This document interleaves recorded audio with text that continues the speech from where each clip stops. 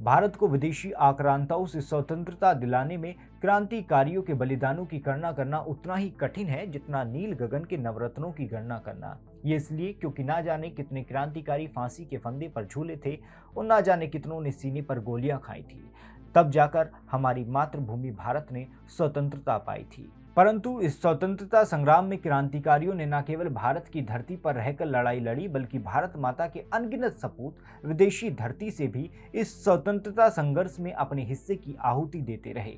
ऐसे ही एक क्रांतिकारी थे श्यामजी कृष्ण वर्मा, जो इतिहास के किसी इनाम पुस्तक के कुछ ही पन्नों में परिक्षेप हो गई। श्यामजी कृष्ण वर्मा का जन्म तो भारत में हुआ था, लेकिन मातृभूमि के संग्राम में विदेश में रहकर उन्होंने संघर्ष किया। नमस्कार, आप देख रहे हैं टीएफआई इतिहास एवं संस्कृति और मैं योगेश शर्मा। आज आपको इस महान क्रांतिकारी श्यामजी कृष्ण वर्मा और स्वतंत्रता संग्राम में उनकी अहम भूमिका से अवगत कराऊंगा। श्यामजी कृष्ण वर्मा का जन्म 4 अक्टूबर 1857 को गुजरात के कच्छ जिले के मांडवी कस्बे में हुआ था। जब हम गुजरात से आने वाले स्वतंत्रता सेनानियों की बात करते हैं तो हमारे मस्तिष्क में चंद स्वतंत्रता सेनानियों के बारे में विचार आता है, लेकिन गुजरात से आने वाले श्यामजी कृष्ण वर्मा का आज़ादी के लिए संघर्ष भी किसी स्वतंत्रता सेनानी से कम नहीं था।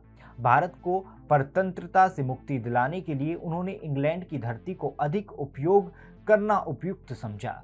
इंग्लैंड पहुंचने पर उन्होंने एक मकान खरीदकर वहां से कार्य शुरू किया। भारत में होने वाले अंग्रेजी सरकार के अत्याचारों का विरोध करने तथा भारत की वास्तविक स्थिति संसार के सामने रखने के लिए श्यामजी कृष्ण वर्मा ने 1905 में इंडियन सोशोलॉजिस्ट मासिक पत्रिका शुरू की और अपने निवास स्थान पर इंडियन होम रूल सोसाइटी की स्थापना की। इस सोसाइटी के प्रथम अध्यक्ष श्यामजी कृष्ण वर्मा ही बनाए गए। इंग्लैंड में शिक्षा लेने जाने वाले भारतीय मूल के विद्यार्थियों को वहां रहने में अत्यंत कठिनाई होती थी। श्यामजी कृष्ण वर्मा ने उनके रहने की सुविधा के लिए एक विशाल भवन खरीदकर इंडिया हाउस की स्थापना की। इंडिया हाउस हिंदुस्तानी छात्रों का गढ़ बन गया। सावरकर तथा मदनलाल डींगरा और आदि नौजवान इंडिया हाउस में रहकर श्यामजी कृष्ण वर्मा से देशभक्ति की दीक्षा लेने लगे। सावरकर ने उनके मार्गदर्शन में एक पुस्तक भी लिखी। श्यामजी कृष्ण वर्मा ने इंग्लैंड की धरती से क्रांति की ज्योत जलाई और लंदन में रहते हुए उन्होंने इंडिया हाउस की स्थापना की, जो इंग्लैंड जाकर पढ़ने वाले छात्रों के परस्पर मिलन एवं क्रांतिकारियों के प्रशिक्षण का एक संप्रमुख केंद्र बना। भारत के स्वाधीनता आंदोलन की प्रतिश्रुति इंडिया हाउस के अस्तित्व में आने से पूर्व ब्रिटेन में ऐसी कभी नहीं सुनी गई थी।